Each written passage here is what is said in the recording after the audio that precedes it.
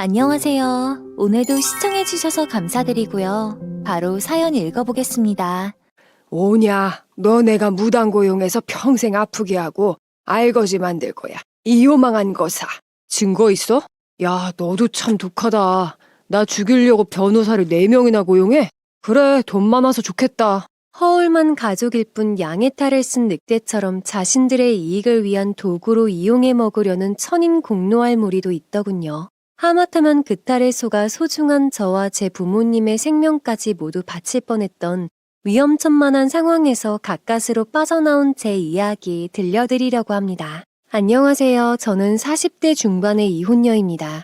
20대 초반 연애의 쓴맛을 일찍 봐버린 탓인지 그 뒤 연애에 큰 관심이 없던 저는 어느새 훌쩍 30대 후반이 되어 있었어요.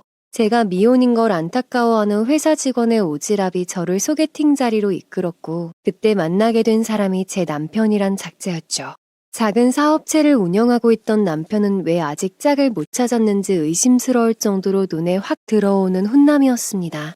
남편은 저를 본 순간부터 제 외모나 성격 모두 마음에 든다며 저에게 적극적으로 대시를 해오는 통에 저 역시 여러 번 만나다 보니 점점 좋은 점을 발견하게 되었죠. 저를 배려할 줄도 알고 예의도 바른 데다가 저를 귀하게 여겨주니 기분이 참 좋았습니다.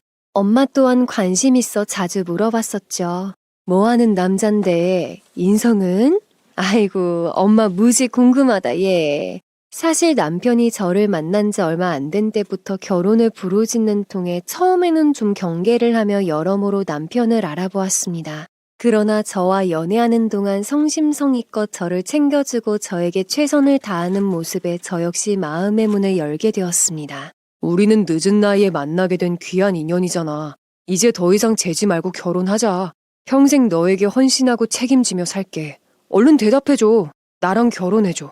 남편이 결혼을 졸라대는 모습이 귀엽고 사랑스러워 보였으니 이것이 인연이구나.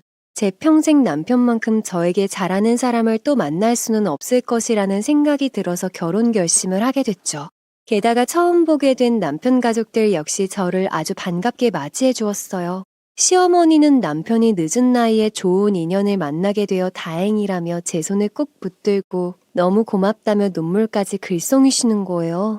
시누이 역시 남편이 홀로 늙어갈까봐 걱정이었는데 이렇게 좋은 언니 만나게 되어서 너무 좋다고 저를 언니 하며 잘도 따랐어요. 와, 언니 너무 예쁜데요? 어렸을 적부터 언니 한 명 있으면 좋겠다고 생각했는데. 얼굴도 예쁘고 마음씨도 착한 신우를 저는 동생처럼 챙겨주었어요.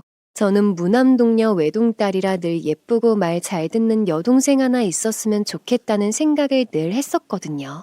우리 부모님께서도 제 남편을 마음에 들어 하셨어요. 저를 공주처럼 떠받들어주는 것은 물론 우리 부모님을 생각하는 마음 씀씀이가 참 보기 좋았죠. 두 분이 좋아하는 것을 일일이 물어서 그것을 챙기려고 부단히 노력하는 게 눈에 보일 정도여서 꽤나 까다로운 우리 엄마도 남편을 아주 마음에 들어 하시며 우리 사위라 하시며 챙겨주셨답니다. 예전에 크게 고깃집을 하셨던 제 부모님은 중소도시의 건물 두어 채를 가지고 계신 알짜배기 부자셨죠. 몇백억까지는 아니더라도 수십억 재산은 가지고 있었습니다. 그 건물들은 결국 제 차지가 될 것이었어요. 우리가 예전에는 꽤 큰 고깃집을 했었는데 나중에 잘 안 돼서 사실 우리 애한테 물려줄 재산도 별로 없네. 그래도 아무 불평 없이 우리 딸이랑 결혼할 텐가. 우리 부모님은 남편이 아내나 친정재산을 노리는 논팽이인가 싶어서 은근히 그 점을 떠보았지만 남편은 여자가 돈 많은 것은 하나도 바라지 않는다며 심성 고운 따님만 있으면 된다고. 혹여 제가 혼수 하나 제대로 해오지 못하더라도 자신은 아무 상관이 없다고 강변했죠.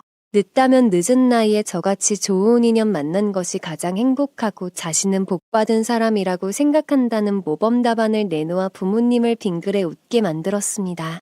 저 역시 늦은 나이에 좋은 사람을 만나게 되어서 참 다행이라는 생각을 했으니 참 어리석었습니다. 그게 결국 제 무덤을 파는 길이 될 거라는 것은 하나도 모른 채 말이죠. 사람이 변하는 것은 한순간이더군요. 아니 진심이 아니었으니 자신의 목적을 이룬 후에는 달라지는 것이 당연지사라고나 할까요? 막상 결혼하고 나니 남편은 연애 때와는 180도 다른 사람이 되었어요. 이거 미안해서 어쩌지? 얼마 전 까다로운 문제가 생겨서 그거 처리해야 하느라 쉴 틈 없이 바빠. 여보 신혼에 잘 챙겨줘야 하는데 정말 미안해. 어쩌지? 바쁜 일 다 끝나면 내가 나중에 다 보상해 줄게. 당신 나 봐줄 수 있지? 이게 다 우리 둘 다 잘 되자고 하는 일이야. 결혼 2개월 차부터 저는 거의 생과부로 지내게 되었습니다. 야근을 하거나 회사 일이 많다며 집에 안 들어오는 일도 생겼죠. 저는 조금 섭섭하기는 했지만 남편을 이해하려고 노력했어요. 허튼 짓을 하는 것도 아니고 일 때문에 바쁜 건데 어쩔 수 없지 않느냐고 허전한 마음을 달랬죠. 오히려 일에 쫓기는 남편을 안쓰럽게 생각하기도 했으니 저는 참 둔감한 사람이었네요. 남편 대신 신우가 더 신혼집에 자주 찾아오는 것 같았어요. 남편의 빈자리를 메워주는 사람이 되었죠. 언니, 이건 뭐예요? 이거 진짜 진주예요? 정말 예쁘다.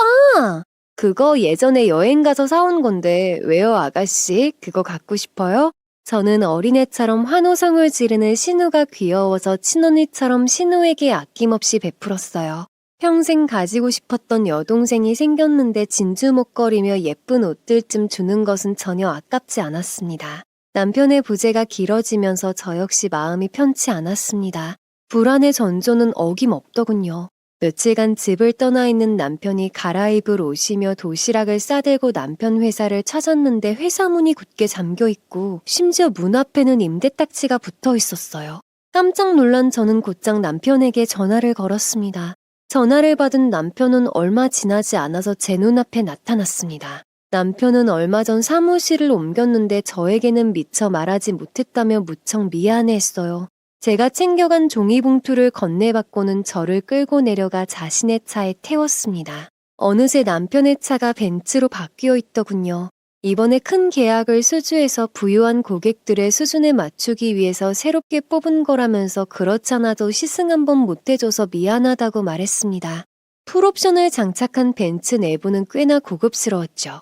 저는 사업이 잘 돼간다는 말에 안도하면서도 과욕을 부리는 게 아닌가 좀 걱정스러웠어요. 친정아버지 역시 꽤 부자셨지만 절대 과욕이나 허세를 부리시는 타입이 아니셨거든요. 얼마나 큰 사업을 수주했는지는 모르겠지만 억대의 차를 떡하니 뽑는 것은 좀 지나쳐 보였습니다. 제 걱정이 얼굴에 그대로 드러났나 봅니다. 남편이 웃으면서 제게 말하더군요. 우리 와이프는 다 좋은데 걱정이 많다고요. 집도 잘 사는데 소박하다고 하더군요. 그 점이 매력 포인트란 말도 덧붙였죠. 그가 웃으면서 제게 말했습니다. 우리 와이프랑 그동안 식사 한번 제대로 못했는데 오늘은 우리 근사한 데 가서 밥이라도 먹을까? 그러고는 제가 좋아하는 킹크랩 집으로 저를 데려가서는 정성껏 살을 발라서 그릇에 푸짐하게 담아주는 것은 물론 제 입에 넣어주며 흐뭇해하더군요. 남편의 정성에 제 마음이 사르르 녹는 것이 느껴졌어요. 남편은 제게 미리 회사 확장이며 사무실 이사 등을 말하지 못했다며 무척 미안해했습니다. 갑작스레 결정된 일이라 제게 미처 말할 새도 없었다며 얼굴 가득 미안한 표정을 담았어요. 그처럼 미안해하는 남편에게 저는 화를 낼 수도 없었죠. 이미 벌어진 일을 두고 뒤늦게 배놔라 감놔라 할 수도 없다는 생각이 들어서 저는 이젠 우리도 부부가 되었으니 미리 제게 상의를 하면 좋겠다는 말로 좋게 마무리 지었어요. 남편 역시 바다처럼 마음씨가 넓은 마누라를 둔 자기는 행운아라며 곧 일이 정상화돼서 다시는 이런 일 없을 거라고 제게 다짐을 했죠. 남편은 우리가 결혼한 지 얼마 안 된 신혼인데 자기 일이 갑자기 바빠져서 제대로 신혼생활을 누리지 못하는 걸 아주 미안했습니다. 저 역시 달콤한 신혼생활을 하지 못하는 것에 대한 아쉬움은 컸죠. 그렇다고 사업을 등한시하고 저만 바라보라고 할 수는 없다는 생각이 들어서 너무 신경 쓰지 말라고 지금은 사업을 충실히 하라고 말해주었습니다. 남편 대신 신우가 제 집을 찾는 일은 더욱 빈번해졌죠. 저는 남편 대신 여동생을 얻은 것 같다는 생각이 들 때도 많았습니다. 아기 새처럼 제잘거리던 신우가 우울해진 것도 이때쯤이었어요. 언니, 나 어떻게 하면 좋아요? 지금 다니는 직장 상사가 아무래도 사이코 같아요. 아니면 못된 독종이던가. 자기만 잘났고 우리 직원들은 모두 멍청이 바보 취급해요. 정말 이 회사 계속 다녀야 할지 정말 모르겠어요. 마치 울 것 같은 표정에 신우를 앉혀놓고 차근차근 이야기를 나누었어요. 신우보다 서너 살 위인 직장 상사가 밥 먹듯이 직원들에게 막말을 하고 문해충 취급을 하는 것은 물론 사무용품 하나 제대로 사주지 않는다는 것을 알게 됐습니다. 저는 신우에게 아무래도 직장을 옮겨야겠다고 충고했죠. 신우는 직장을 옮기고 싶지만 자기가 가족들 모르는 사정이 있어서 쉽게 이직을 결정하지 못하고 있다고 털어놓더군요. 몇 년 전 마련한 전세금을 갚느라고 매달 들어가는 이자가 많아서 죽을 것 같지만 날마다 꾸역꾸역 직장을 다니고 있다고요. 참 딱한 생각이 들었죠. 신우는 저를 울 것 같은 표정으로 바라보며 1억 넘는 전세금 중에 자신이 이미 7천만 원을 갚았다며 3천만 원만 더 갚으면 그 같은 고생은 안 해도 된다는 겁니다. 저에게 나머지 전세금을 갚아달라는 요구란 생각이 들었죠. 저는 잠시 고민했습니다. 아끼는 여동생에게 몇 천만 원을 지원해주는 게 그리 무리한 것은 아니었어요. 그렇지만 그건 아니다 싶었어요. 아가씨, 그러면 내가 600만 원을 빌려줄 테니 그걸로 몇 달간 이자를 내고 그 사이에 직장을 다시 구하는 건 어때요? 저를 쳐다보는 신우의 눈빛이 흐려지더군요. 저는 의아했습니다. 그러자 신우가 더욱 징징거리며 묻더군요. 언니, 제 나이에 제대로 된 직장을 다시 구하는 데에는 시간이 걸리잖아요. 언니가 전세금을 대신 갚아주시면 안 돼요? 제가 직장을 구하는 대로 나눠서 갚을게요. 가족 사이인데 그 정도는 봐줄 수 있잖아요. 참으로 기가 막히더군요. 몇 천만 원이 누구 애 이름도 아니고 기껏 생각해서 600만 원을 지원해줘서 급한 불이라도 끄라는 거였거든요.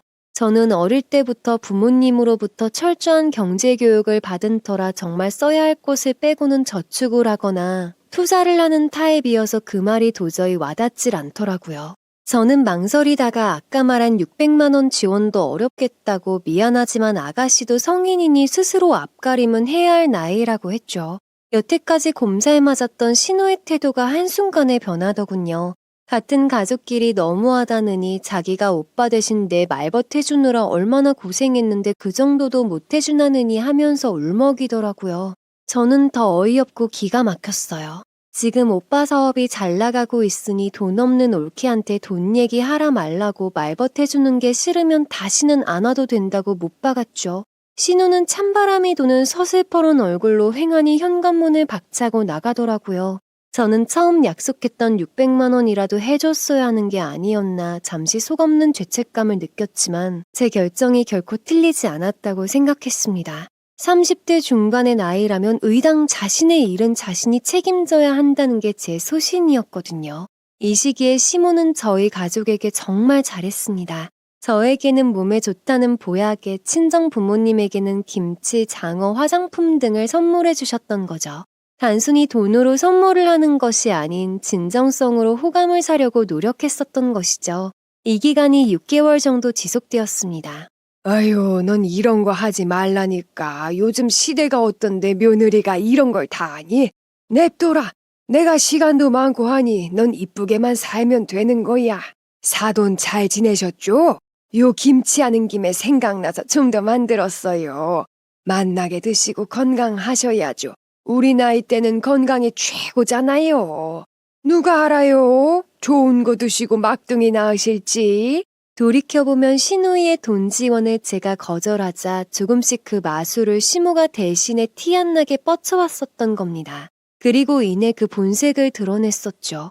어느 주말 저녁을 사주신다며 친정부모님과 저를 한식당에 초대를 하시더군요.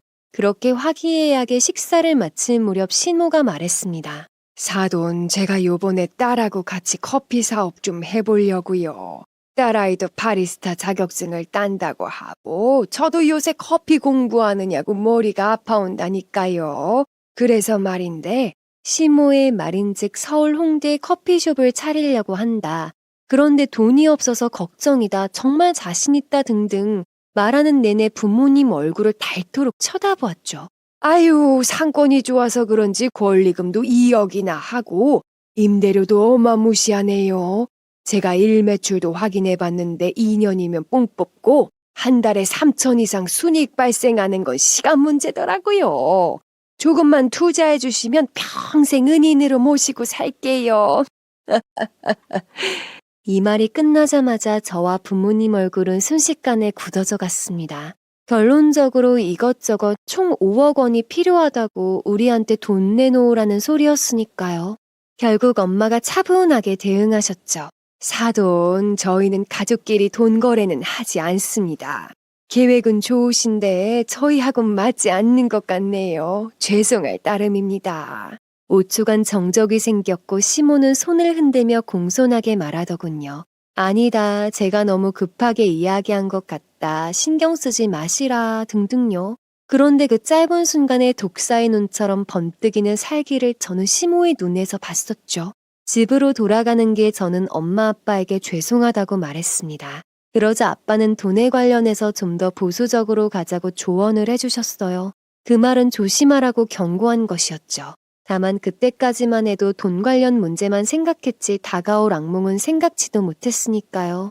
그 일이 있은 후 한동안은 조용했습니다. 그러나 남편의 태도가 변해갔죠. 사위가 아닌 아들이 되겠다고 효자 행세를 한 기간이었죠. 남편은 그 시기쯤 한동안 야근에 밥 먹듯 하고 집에 안 들어오는 일이 잦았습니다.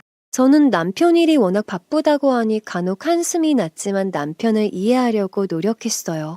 두어 달이 지난 뒤 남편은 제게 얘기했던 대로 성실한 남편이 되어 돌아왔습니다.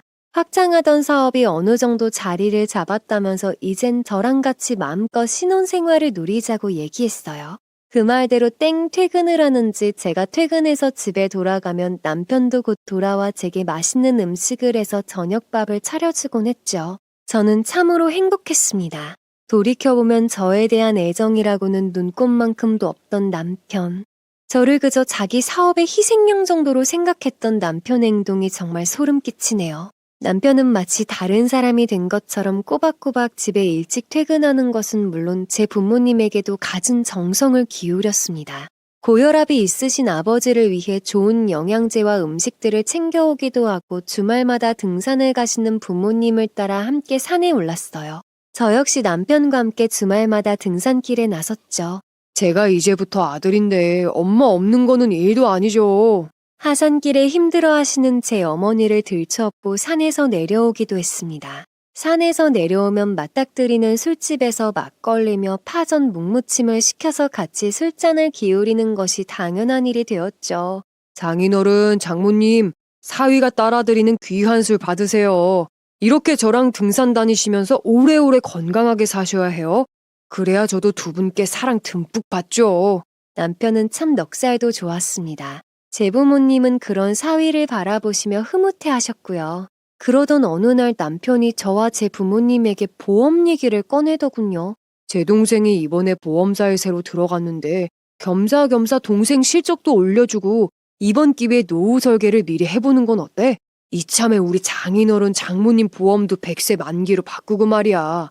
괜찮으시죠, 장인어른? 아가씨가 얼마 전 다니던 직장에서 그만두었다는 건 저도 알고 있었어요.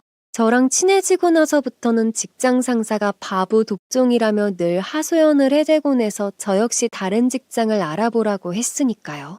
지난번 돈 문제로 잠시 삐쳤던 신우는 다시 제 집에 드나들 때였죠. 남편은 아가씨와 상의해서 뽑아왔다며 보험 견적서를 우리 앞에 내밀었습니다. 게다가 제 보험은 남편이 돈을 내겠다고 하더군요.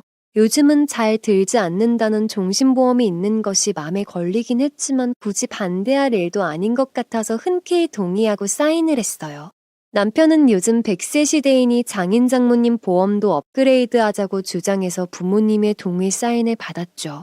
어느 정도 안정된 경제력이 뒷받침되었고 그 안에서 보험을 드는 거니 크게 이상하게 생각하진 않았습니다. 더구나 신우가 먹고 사는 일인데 그 정도는 해줄 수 있었으니까요. 게다가 엄마의 말에 그냥 돕고 사는 걸로 하자. 저번에도 돈 문제로 살짝 소원해졌는데 뭐 보험 하나 더 든다고 나쁠 것도 없고. 그리고 이 시기부터 갑자기 이상한 일들이 연이어 터졌습니다. 제 삶은 그럭저럭 평온하게 흘러가는 줄 알았습니다. 남편과 시댁 식구들이 모두 교통사고를 당했다는 연락을 받고는 혼이 나가서 병원에 달려가던 순간부터 제 평온한 일상에는 잔주름이 생기기 시작했죠. 병실에 들어서니 남편은 다리에 붕대를 감고 있고 시어머니, 시누이, 시동생 모두 여기저기 붕대를 감고 누워있더군요. 저는 너무 놀라서 남편에게 달려갔어요. 여보, 어떻게 된 일이야? 많이 다쳤어? 이 붕대 좀 봐. 도대체 얼마나 누워있어야 하는 거야? 상대 가해자는 무슨 운전을 이따위로 해. 어머, 죄송해요, 어머님. 어머님은 좀 어떠세요? 아가씨도 온 가족이 교통사고로 드러누웠으니 이 일을 정말 어쩐대요. 저는 평생 처음 겪어보는 교통사고 소식에 정말 정신이 나갈 지경이었어요. 그래서인지 평소 저답지 않게 부들부들 떨었죠. 남편은 몇 달 누워 있어야 한다면서 이제 막 사업이 정상 궤도에 들어설 시점인데 자신이 누워있게 돼서 큰 걱정이라고 하더군요. 저는 이 상황에 그게 대수냐며 모두 이 정도 다쳤으면 큰 교통사고일 텐데 그나마 이만하길 얼마나 다행이냐며 가슴을 쓸어내렸어요. 어머니도 아가씨도 팔이며 다리에 붕대와 깁스를 한 것이 얼마나 안쓰럽고 가슴이 아프던지요. 그런데도 어머님 다음 말씀에 저는 빵 터질 뻔했지 뭐예요. 징징거리며 하소연하던 끝에 목도 마르고 배도 고프니 저한테 아래 편의점에 내려가서 음료수며 과일이며 간식을 사오라고 하셨거든요. 그 와중에도 먹을 거 생각이 나시는 걸 보니 걱정 덜해도 되겠다 싶었죠. 양손 가득 낑낑거리며 먹을 것을 사들고 와서 음료수를 따라 모두에게 돌린 뒤 저는 과일을 깎고 있었어요. 멜론을 보기 좋게 썰어놓고 사과를 깎고 있는 중이었죠. 그때 보험사에서 나왔다며 한 남자가 들어섰습니다. 안녕하세요. 보험사 보상처리반에서 나왔습니다. 옆 병실 환자분과 미팅 왔다가 사고 소식을 듣고 상태는 어떠신지, 예우는 괜찮으신지 알아보려고요. 그 직원은 그저 사고 상황은 어떤지 살펴보러 온 거였죠. 그런데 보험사 직원이 들어와서 말을 건네자 남편을 비롯해 시댁 식구들이 닭장 속에 닭들이 회치는 소리를 내듯이 빽빽거리는 통에 저는 깜짝 놀랐어요. 보험사 직원이 합의 얘기를 꺼내지도 않았는데 절대로 합의 못 본다며 제 남편과 시댁 식구들이 소리를 질러댔어요.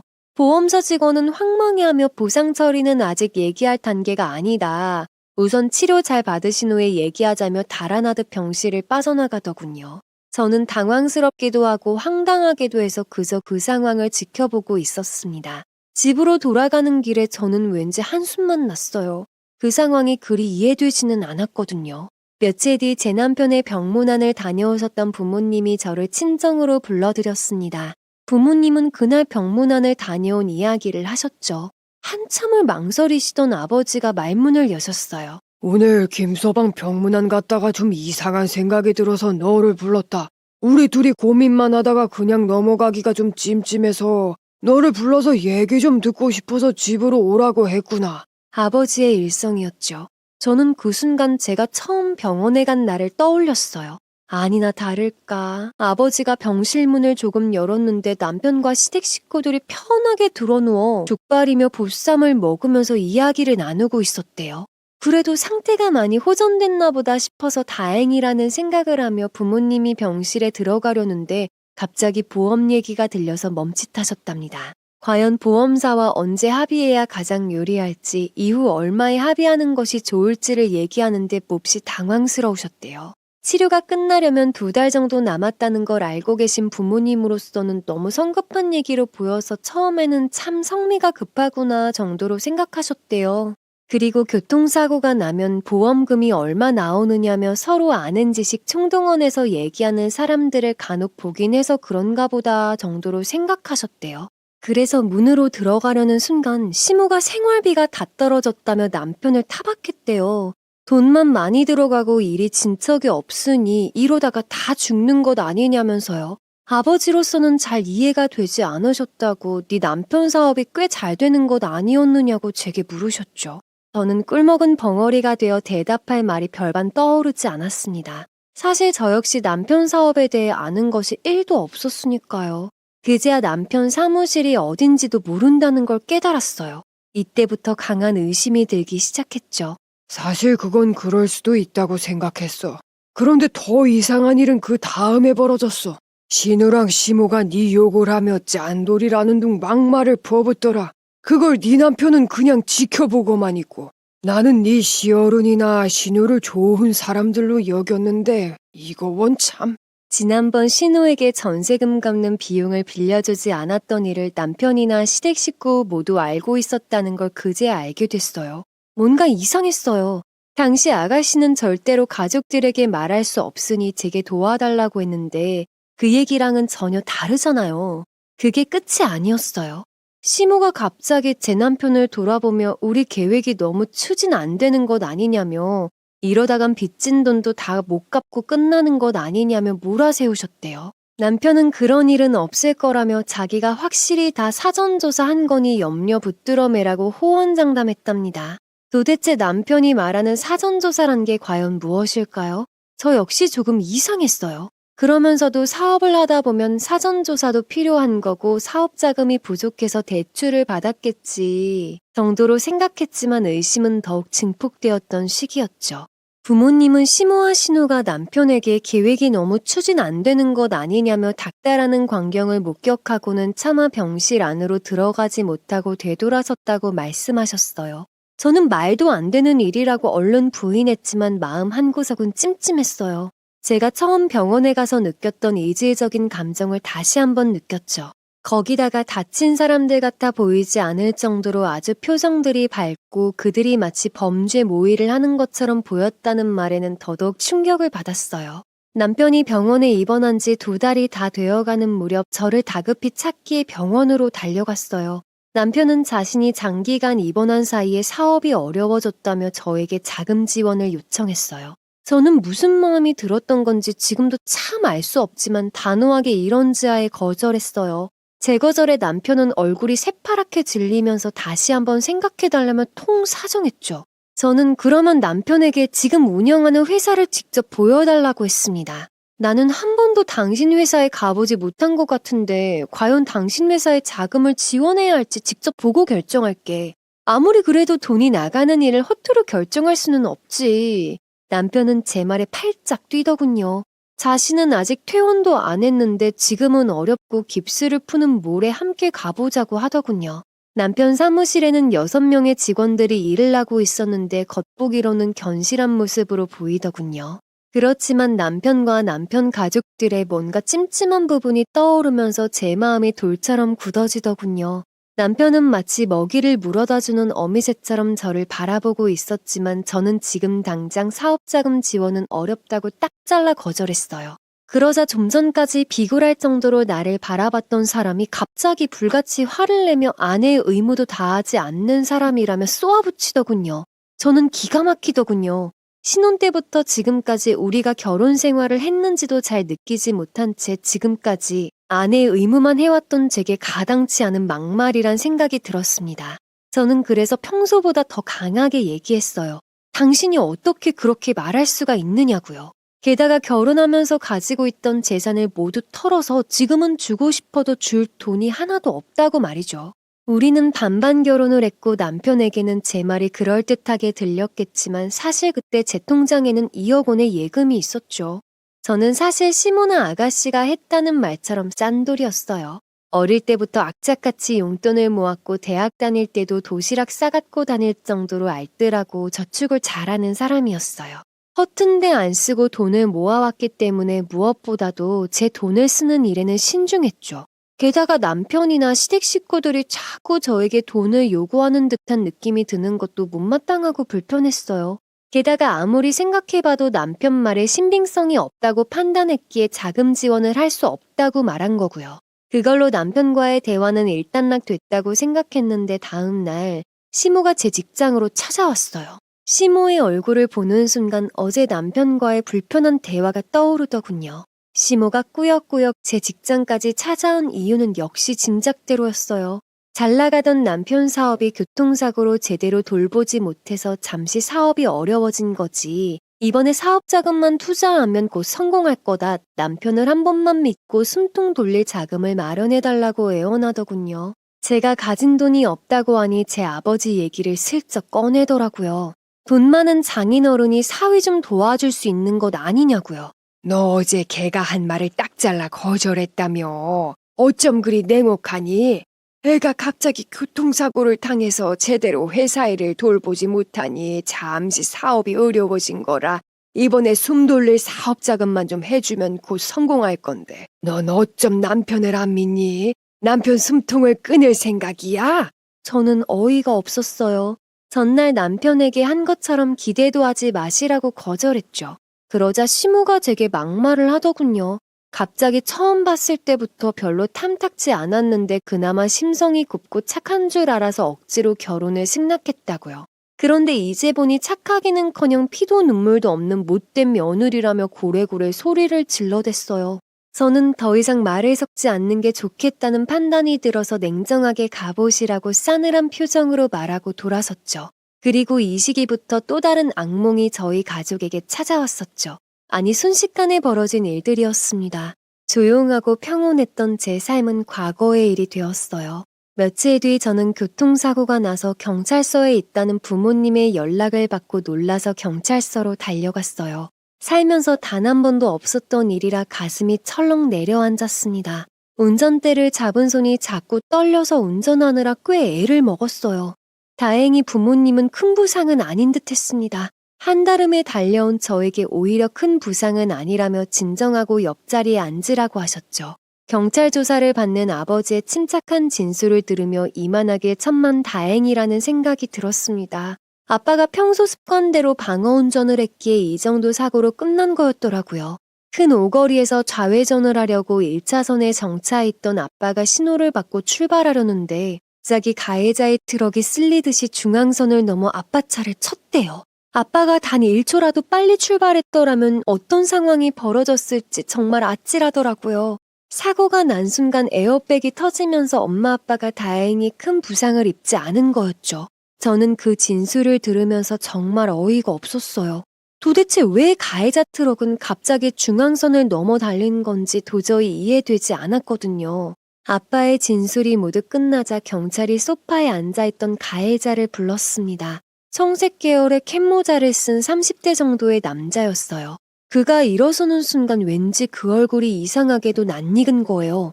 저는 그가 하는 진술도 귀에 잘 들어오지 않았어요. 저는 속으로 저 사람을 어디서 봤지를 생각하는데 골몰했어요. 부모님을 병원에 입원시키고 다시 집에 온 저는 침대에 눕자마자 피로감이 몰려와 잠이 몰려오는 와중에도 아까 낮에 본 가해자의 얼굴이 떠오르면서 뭔지 모를 불안감과 찜찜함을 느꼈어요. 부모님은 다행히도 큰 외상은 없으셨지만 목과 허리 부분에 충격이 와서 열흘 이상 입원하셔야 한다는 진단이 떨어졌습니다. 불행 중 다행이었습니다. 자칫 잘못했으면 큰 부상으로 이어질 뻔한 사고였기 때문이었죠. 직장과 병원을 오가는 제가 힘겹게 보이셨는지 부모님은 제게 더 이상 병원에 안 와도 된다고 하시더라고요. 저는 말도 안 된다고 펄쩍 뛰었죠. 저 하나도 안 힘드니 그런 말씀 마세요. 두 분이 이렇게 건강하게 살아계시다는 걸 제 눈으로 확인해야 저도 편히 밥 먹고 편히 자죠. 저 쫓아낼 생각 마시고 두 분은 그냥 제가 깎아드린 과일 얼른 열심히 잡수세요. 알았죠? 비록 몸은 고단해도 부모님을 직접 봐야 안심이 되었으니 아무리 나이 먹어도 부모님 앞에서는 영락없이 애가 되는 모양입니다. 사업 좀 해보겠다는데 도대체 왜 이러는 거야? 누가 내 일을 망치려고 작정하고 덤벼드는 거야?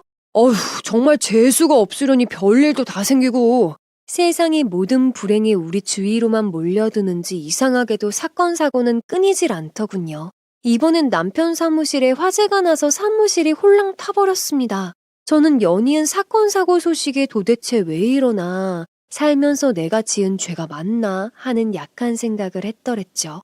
그런데 남편의 반응은 의외였습니다. 남편은 길길이 뛰면서도 그나마 화재보험을 들어놔서 다행이라는 둥 결국 보상 처리 받을 거라는 둥 하는데 도대체 저 사람 머릿속에는 보험 생각밖에 없나 하는 생각이 다 들었어요. 게다가 지난번 교통사고 때도 보험금 수령 얘기를 나눴다는 아빠 말씀이 떠오르면서 뭔가 수상쩍은 기분이 들었습니다. 한번 의심스러운 마음이 들어서인지 제 안에서 꼬리에 꼬리를 무는 것처럼 갖가지 생각이 떠올라 괴로웠어요. 남편과 시댁 식구들을 의심하는 마음과 설마 제 남편이 그럴 리 없다는 생각 사이에서 혼란스러웠습니다. 저는 남편과 함께 입원 중인 부모님을 찾았어요. 교통사고 후유증에 조금은 힘들어하시던 부모님 안색이 그래도 좋아지신 것 같아서 저는 조금 마음이 놓였죠. 부모님은 남편에게 화재 소식에 대해 물어보시며 걱정하셨어요. 남편은 화재가 나서 너무 힘들었지만 미리 화재보험을 들어놔서 곧 보험금을 타게 될 거라며 자신이 선견지명이 있었다는 둥 큰 소리를 뻥뻥 치더군요.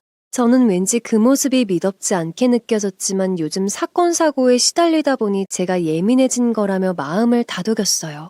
그러나 남편의 호언장담과는 달리 사건 처리는 빨리 진행되지 않았고 경찰 조사는 느리게 진행됐어요. 게다가 화재 원인이 방화인 것 같다는 중간 수사 결과가 나오면서 사건 처리는 점점 더 길어졌습니다. 수사가 길어질수록 남편은 초조해하는 것도 같고 걱정이 늘어나는 것 같아서 저는 왜 그러느냐고 물었죠. 남편은 아무것도 아니라고 대답했지만 참으로 수상쩍었어요. 자기 사무실이 모두 타버렸는데도 그에 대한 별 걱정도 없는 것 같고 직원들도 걱정이 많겠다고 제가 염려하자 그제서야 생각났다는 듯 다들 잘 지내고 있다며 건성으로 대답하는 것도 묘했죠. 평범하지 않은 남편의 반응에 제 마음속 의심은 점점 커져만 갔어요.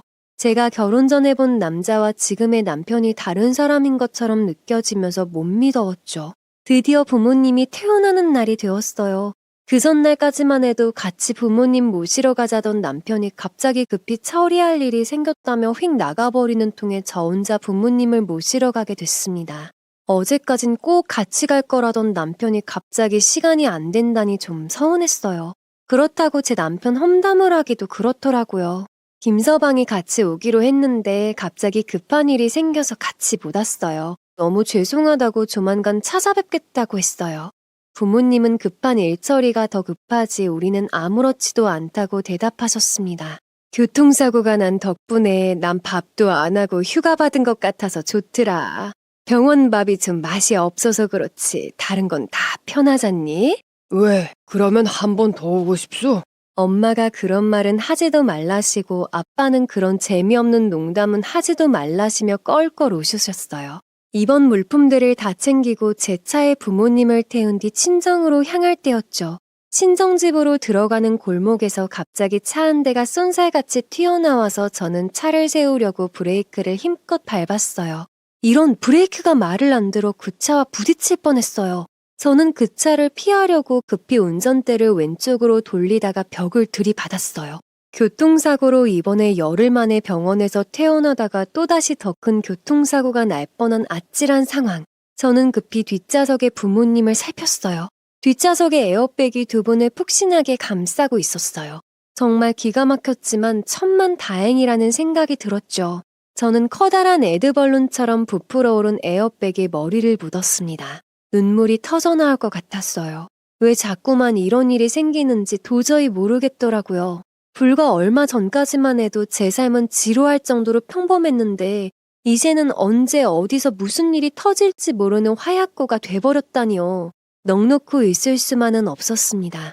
부모님이 무사하다는 걸 확인한 저는 보험사 긴급 출동을 불렀어요.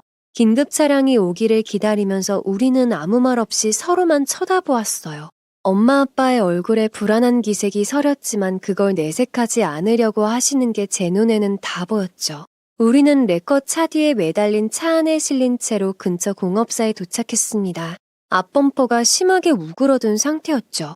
정비사는 차량을 살펴본다면서 우리에게 사무실 안에 들어가서 커피라도 한잔 하시라고 권했어요. 잠시 뒤 정비사가 사무실 문을 열고 저를 급히 부르더군요. 이거 보세요. 여기 브레이크 선이 거의 잘린 거 보이시죠? 이건 누가 의도적으로 자른 건데 하마터면 큰일 날 뻔하셨어요. 그 정도 사고로 끝난 게 다행입니다. 누군가가 제 머리를 망치로 내려치는 것 같았습니다. 누군가가 의도적으로 브레이크 선을 잘랐다니. 도대체 누가? 왜? 무엇 때문에? 제 온몸에 소름이 돋더군요.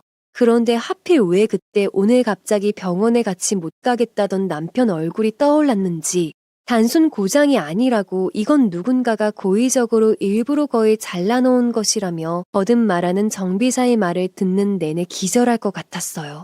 부모님이 무슨 일인가 궁금하셨는지 사무실 밖으로 나오는 모습이 보여서 저는 정비사에게 조용히 하라고 고갯짓을 했습니다. 그리고 재빨리 그 증거 사진들을 찍어달라고 그리고 그 증거품을 지퍼백에 넣어달라고 요구했어요. 더 이상 좌시할 수 없었죠. 누군가가 우리 목숨을 노린다면 그에 대한 대비를 해야 할 때란 생각이 들었어요. 남편과 연을 맺고부터 계속되는 사고, 남편과 시댁 식구들의 석연치 않은 행동들, 아무래도 미심쩍은 마음을 누를 수가 없었죠. 저는 남편에게 전화를 걸었어요. 여보, 무슨 일 있어? 갑자기 이 시간에 전화를 다 하고?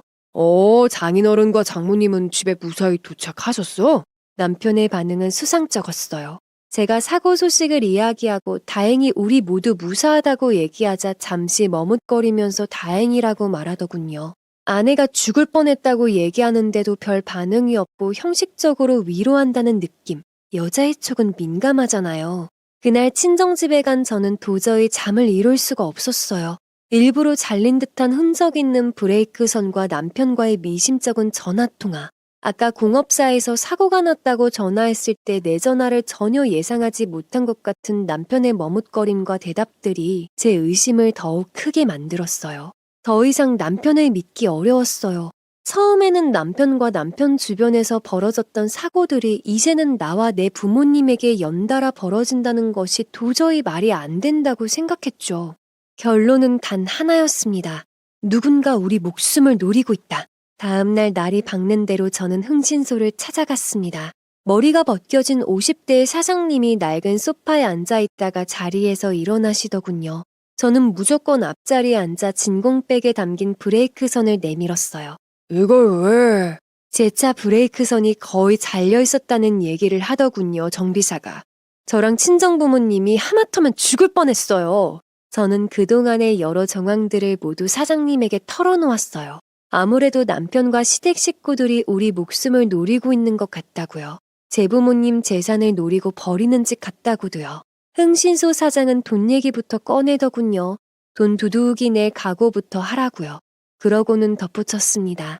아무래도 시간이 촉박하고 불길한 예감이 든다며 게다가 짧은 시간 안에 한 명도 아니고 무려 3명을 감시 추적해야 하니 품과 인원이 많이 든다고요. 거기다가 24시간 그들의 동선을 파악해야 하는 데다가 그들의 과거를 추적하려면 따로 찔러줘야 하는 돈도 필요하다고 했어요. 돈이 문제가 아니었습니다. 우리 목숨이 걸린 일이었죠. 저는 먼저 사장님이 요구하는 금액의 절반을 드리고 모든 일이 다 끝난 뒤 나머지 금액을 지불하겠다고 얘기하고 빠른 조사를 당부하고 돌아왔어요. 정확히 한 주 뒤 흥신소 사장에게서 연락이 왔습니다. 그동안 저는 좌불안석이었죠. 지금 당장 보자고 얘기하는 사장님의 목소리가 다급했어요. 저는 회사를 조퇴하고 흥신소로 급히 차를 몰았어요. 사장님이 굳은 표정으로 저를 보았습니다. 책상에 놓인 수많은 사진들과 서류들이 어지럽더군요. 사장님은 잘 아는 경찰관에게 얻었다며 서류들을 제게 들이밀었어요. 남편과 시모, 시누이의 이름 밑에는 수많은 사기 전과가 나열돼 있었습니다. 사장님은 제게 남편과 시댁 식구들이 가족 사기단으로 보인다는 설명을 하더군요. 저는 머리가 어지럽고 다리에 힘이 풀렸죠. 가족 사기단이라니. 거기에 사장님이 덧붙인 말들이 더 가관이었습니다. 이젠 그들 수법이 진화한 것 같네요. 아무래도 사모님께서 그들이 원하는 대로 해주질 않으니 아예 한 발 더 나아간 것 같습니다. 저는 그게 말이냐고 되물었어요. 그러자 사장님이 그것도 모르냐며 짐작까지 않느냐며 오히려 되묻더군요. 저번에도 목숨이 위험한 것 같다고 오시지 않았느냐고요. 보험을 다소 들게 한 거며 교통사고며 브레이크 선이 잘려있는 거며 게다가 어느 틈에 조사했는지 친정재산이 꽤 되지 않느냐고 하더군요. 저는 눈앞이 깜깜했습니다. 제가 남편을 선택한 일이 저는 물론 제 부모님 목숨까지 위협하는 일이 될 줄을 누가 상상이나 했겠어요. 저는 흥신소를 나와 그대로 친정으로 차를 몰았습니다. 불안하고 무서웠습니다. 더 이상 부모님께 숨길 수는 없었어요. 이미 브레이크선이 끊긴 걸 제 눈으로 다 확인했는데 우리 앞에 또 다른 어떤 위험이 도사리고 있을지 모른다는 생각이 드니 절박했습니다. 부모님께 서류며 증거 사진들을 보여드리며 다 말씀드렸어요. 부모님이 병원에서 퇴원하시던 날 브레이크 선이 잘려서 사고가 난 것이라는 사실을 알게 된 부모님은 그 자리에 주저앉으셨어요. 괜히 죄송스러웠습니다. 그저 저는 좋은 남편을 얻고자 한 것뿐인데 그 선택이 이런 끔찍한 결과를 초래할 줄은. 한동안 충격에 빠져 아무 말도 못하셨던 아버지께서 갑자기 보험사에 전화해보자고 말씀하셨어요. 남편이 들자고 권유했던 보험의 증권은 우리 손에 있지 않았거든요. 일일이 보험사에 전화를 돌린 결과는 역시나였습니다. 사망사고 수익자가 남편 이름으로 돼 있더군요. 그 모든 보험금을 다 받으면 수억 원이 되더라고요. 우린 도간에 든 쥐였습니다. 남편이 나를 택한 건 결국 제 아버지의 재산 때문이었다는 생각이 들더군요. 저를 조종해서 제 아버지의 재산을 자기 손에 쥐고 싶었지만 그게 안 되니까 차라리 우리를 없애서라도 돈을 손에 쥐겠다는 무서운 음모를 짠 거겠죠. 저는 집으로 돌아갈 엄두가 나지 않아 사고 후유증이신지 부모님께서 기력이 없으신 것 같아서 친정에 며칠 머물겠다고 남편에게 전화를 걸었습니다. 남편은 흔쾌히 그러라고 했어요. 그리고 동시에 경찰 조사를 의뢰했습니다. 흥신소에서 모은 자료들과 통화내어 보험사 직원을 대동한 채 경찰 조사를 받았습니다. 다만 구속을 하려면 실제 조사가 이루어진 다음에 구속 기소할 수 있다며 시간이 더 필요하다고 했습니다. 그러고 이틀 뒤 남편에게서 연락이 왔습니다. 모레 우리 엄마 생신인데 엄마가 자기랑 장인, 장모님 모두 모시고 식사하자고 그러시네. 우리 결혼하고 처음 맞는 생일이라서 좀 좋은 데서 하고 싶으신가 봐. 당신도 예쁘게 차려입고 부모님 모시고 나와. 알았지? 저는 남편의 말에 소름이 끼쳤습니다. 저희 목숨을 노리는 사람이 이처럼 한없이 다정하게 굴 수 있다니 사이코라는 생각도 들었죠. 제 얘기를 전해들은 부모님은 당황하셨어요. 저는 이 내용을 담당 형사에게 이야기했고 무언가 촉이 왔는지 형사분들이 시댁 식구들 몰래 차를 타고 뒤따라왔습니다. 그리고 그날 저녁 블랙박스를 별도로 하나 더 설치했습니다. 운전석 쪽으로요. 확실한 증거가 필요했으니까요. 당일날 시모 생일잔치 장소인 5성급 호텔 뷔페에 참석했습니다. 남편과 시댁 식구들은 요란스레 우리를 환영해 주었지만 저는 살이 다 떨리더군요. 그들 모두가 이중인격자 혹은 사이코로 보였습니다. 어쩔 수 없이 포크로 음식을 깨작거린 우리는 서둘러 집으로 돌아갈 채비를 했는데 남편이 집까지 모셔다 드리겠다고 따라 나섰어요. 김서방, 오늘 어머님 생신인데 어머니 곁에서 더 있어야지. 우리는 우리끼리 가도 되네. 장인어른, 섭섭하게 그게 무슨 말씀이세요? 한동안 제가 화제다 뭐다 정신없이 바빠서 우리 장인어른 장모님도 제대로 못 봤지 않습니까? 제가 오늘은 꼭 집까지 무사하게 모셔다 드리겠습니다. 이 대화 내용은 몰래 차에 설치한 도청기를 통해 형사분들과 보험사 직원이 듣고 있었지요. 아빠가 애둘러 거절했으나 남편은 절대 물러서지 않더군요. 남편이 왜 굳이 우리를 집에 데려다 주려고 하는지 의도가 뻔했고 정말 인간이 아니구나 싶었습니다. 저는 보조석에 앉아 남편을 주시했습니다. 그렇게 남편이 친정 쪽으로 길을 들어서는가 싶더니 갑자기 시간이 너무 이르지 않느냐며 우리를 강변으로 데려갔습니다. 뒤에서는 경찰분들이 바로 저희를 뒤따르고 있었습니다. 남편은 한참을 달리던 차를 기울어진 길 끝에 세우더니 갑자기 자기는 담배를 사러 갔다 온다며 차에서 내리려 하는 겁니다. 내리면서도 한쪽은 발은 악셀을 꾹 누르려 했었죠. 저는 사이드를 바싹 당겼고 동시에 운전석에 걸터 앉아 브레이크를 꾹 눌렀습니다. 동시에 블랙박스를 그 잡것 쪽으로 돌려 모든 상황을 찍었습니다. 그런 제 모습을 보고 놀란 남편이 당황한 채 저를 놀란 눈으로 쏘아보고 있었습니다. 왜 저 물로 풍덩 들이박으려고? 급하니 브레이크 손에 장난질은 못했나 보네? 제가 싸늘하게 말하자 남편은 이 독한... 막말을 내뱉고 정신이 나갔는지 저를 밀치고 사이드를 다시 내리려고 했습니다. 엄마 아빠는 후딱 내려 남편의 머리끄덩이를 잡아당겼지만 남편은 보이는 게 없는지 어떻게든 저를 밀치고 악셀을 밟으려고 발을 마구 뻗고 있었죠. 순간 우당탕 소리와 함께 형사들이 달려와 남편을 제지하며 수갑을 채웠습니다. 보험사 직원은 본사로 전화를 바쁘게 하는 듯 보였고 형사 세 분은 블랙박스 자료랑 녹음 자료 등을 회수하느라 바빴죠. 한바탕 난리가 난 이후에 경찰들이 우리를 태우고 경찰서로 데려갔어요. 저것들 다 한패예요. 시부모 시누이 싹 다 잡아 족쳐주세요. 우선은 집에 돌아가셔서 좀 쉬세요. 돌아가시기 전에 병원 진찰을 받으시면 더 좋을 것 같습니다. 사건 수사를 해봐야 할 것 같으니 진정하시고 저희 연락을 기다리세요. 더 이상 무슨 말을 더 하겠어요. 집에 돌아온 우리 가족들은 멍하니 자리에 주저앉았습니다.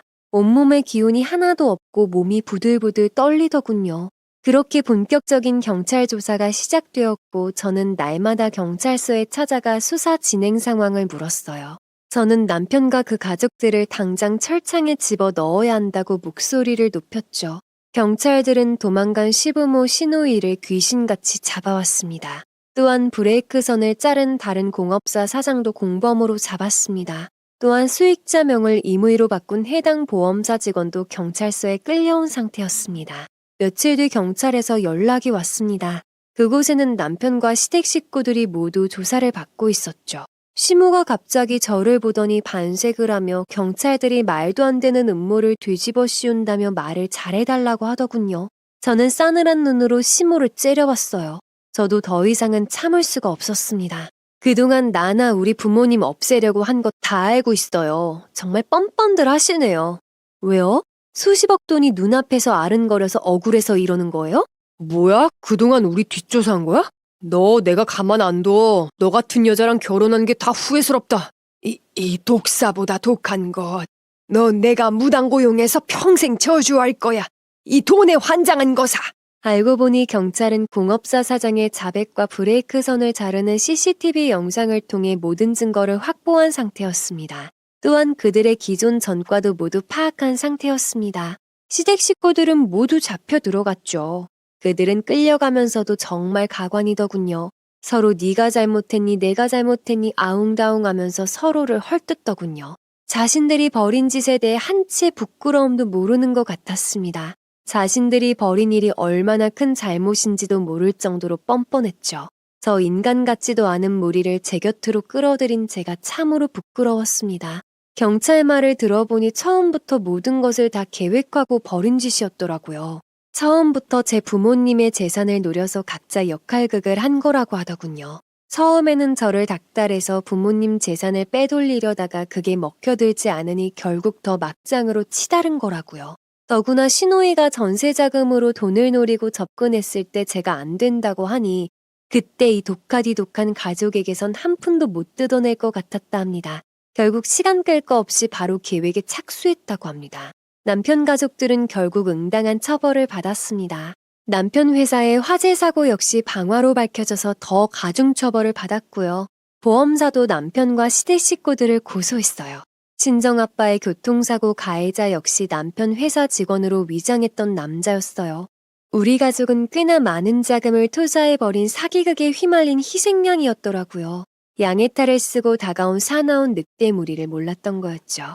저희 가족은 변호사를 선임해 민사, 형사, 혼인 무효 소송을 진행하고 있습니다. 각기 소송에 따라 변호사 4명을 동시에 고용해서 아주 작살 내려고요. 저것들 민사협이 없으니 평생 깜빵에서 썩게 해주세요. 그리고 소송은 아주 천천히 조금씩 진행해주세요. 평생에 걸쳐서요. 끝날만 하면 숨막히게 걸고 또 걸고 아주 죽여달라 애원할 때까지요. 아빠 엄마도 그렇게 하라고 허락하셨어요.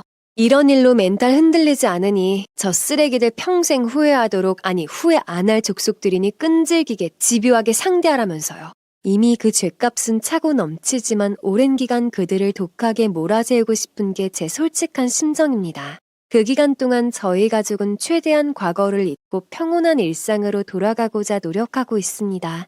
크루즈 여행을 다녀온다거나 캠핑도 가고 여행도 가고 웃음을 되찾으려고 노력 중이죠. 아직도 가끔은 악몽을 꾸기도 하지만 행복하게 지내고 있어요.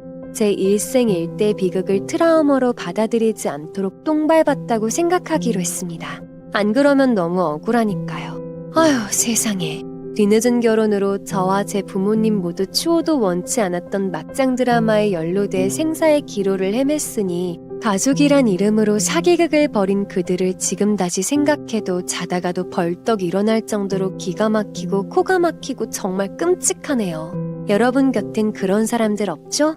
그러실 거라고 믿고 가족 간 소소한 다툼거리 정도는 애교로 넘기고 행복한 삶을 꾸려나가시길 제가 기원할게요. 지금까지 긴 사연 들어주셔서 감사합니다.